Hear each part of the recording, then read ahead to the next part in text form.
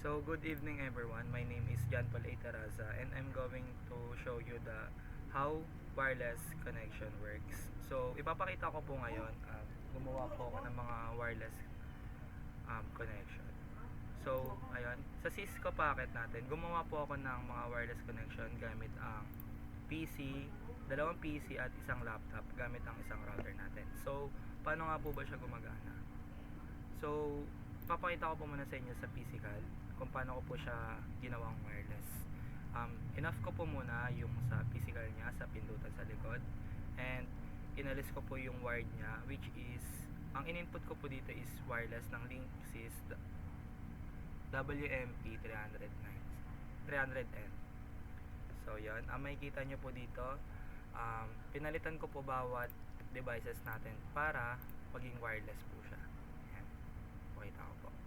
At panguli yung ating laptop. Yan, Linksys po siya lahat. So para naman ma-check natin yung mga default gateway natin, pinindot ko po muna tong dot green and pumunta po ako sa Fast Internet. Naglagay po ako ng mga MAC address and IP address, subnet mask. Ayan. Ngayon naman, pupunta tayo sa pangalawang router. Ito na yun.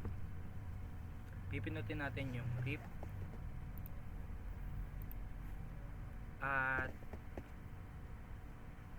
sa RIP na to, nilagay ko sa RIP routing natin yung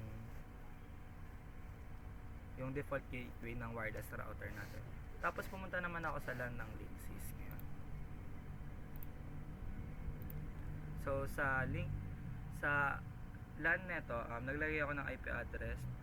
Tapos yung IP address na to, siya yung magsisilbing gateway natin sa mga devices natin. And yan po. Ngayon naman gumawa po ako ng PC1, PC2 at laptop 1. So mapapatanong po kayo, para saan nga po ba to?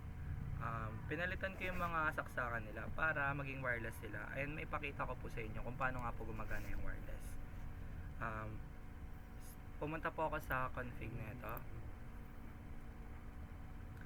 Naglagay ako ng mga gateway 192.168.10.1 at gagawin nating static para gumana po siya. Yun. Sa bawat device na to, dapat magkakaparehas yung IP address ng mga DNS. Pinis natin sa lahat ng devices para iisa na lang po yung makikita natin. Tapos naman po, ngayon gagawa naman po tayo ng website. So para makagawa tayo ng website, pupunta po tayo sa server ng DNS natin. So ito po yun. Ilalagay po natin yung name natin dyan, tapos link and IP address po. So para gumana naman po ito, ang una ko pong ipapakita sa inyo is pupunta tayo sa web browser. Ayan. Ilalagay po natin dito yung link ng ginawa po natin dun sa DNS server natin.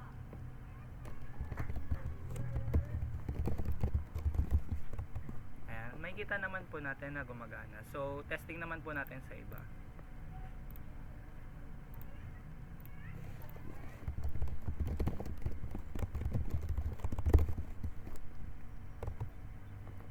Ayan, makikita po natin na gumagana rin po.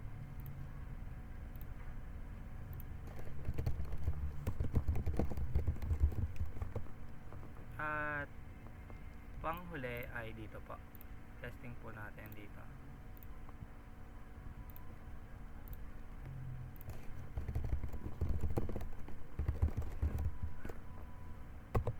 Ayan, may kita naman po natin na gumagana. Ngayon naman, magpapadala tayo ng mga messages para malaman natin kung nagsasuccess po ba. Ayan. Siyempre, sa switch na to, natural naman po na magsasuccess. So try naman natin yung malayo. Ayan, may kita po natin na nagsasuccess siya. So try natin sa ibang device na malayo, sa PC2 laptop. Ayan, may kita naman po natin na gumagana. And lastly, itong sa dulo. Ayan, gumagana naman po siya. So, dito po nagtatapos ang ating activity and maraming salamat po.